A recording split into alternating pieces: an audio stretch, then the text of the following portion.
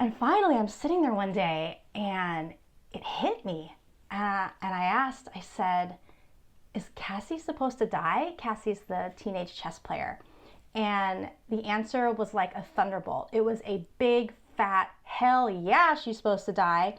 And it was actually a physical response in my body. It was like this really intense burst of energy that started in my center and like spiraled out through my body. I was like, oh my God, she's here and she's telling me she's supposed to die.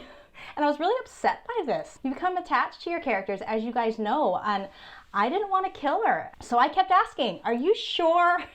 Are you sure this is what you want to happen? And the answer was always a really resounding yes. Yes, I'm supposed to die in this book. And the answer would come with that physical energy burst. So I would know that her soul was here answering me, yes, this is what's supposed to happen.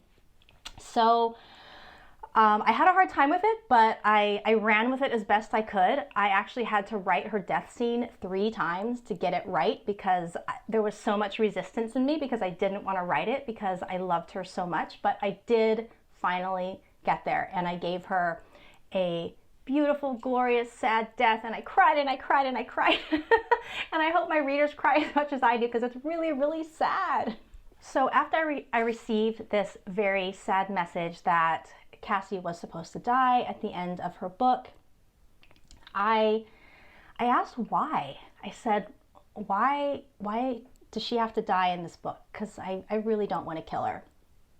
And the answer that I got was really interesting because I am writing a war story, and war is so destructive and it kills innocence on so many levels, metaphorically and physically. It destroys innocence. And Cassie was representative of that innocence and what is lost in war.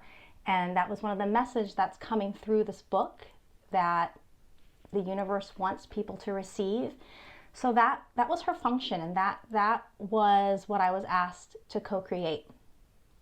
And after I finished the book, I decided that I wanted to try and talk to Cassie herself, because up until this point, I hadn't seen her. I hadn't had any really direct conversations with her. I just felt her and downloaded her onto the page.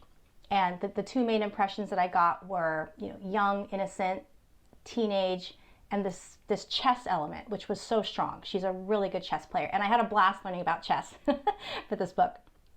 So I said, can I meet Cassie? And when I asked, she came immediately, and she showed herself to me as a young teenage girl with really light, pale blonde hair and a lot of like tight curls around her head. And she was wearing, it was either like a slip or a pajama, I'm not exactly sure. And she was in a dark cement room. And the only source of light was a grate at the bottom of the wall, kind of where her feet were. And there was a chessboard by her feet. So I started to talk to her, and I learned some really amazing, interesting, sad things. In her real life, Cassie was a victim of World War I. She was from Slovenia, and I have to be honest, I didn't even know if Slovenia was a real place or if it was something that I had like made up from a Sesame Street movie or something, so I had to look it up. But yes, Slovenia was a real country, and it was ravaged by World War I. And she told me that her village was ransacked and pillaged by French soldiers. And she showed me this image of everyone in her village running through this field and being gunned down and shot, basically. And she carries so much sadness and loss and bitterness. And it was really important to her that people understand this pain. And it's what she wanted to come through in the story, was this pain. I feel so much gratitude to Cassie for sharing her story and her tragedy with me, and I really hope that I did justice to her in the book.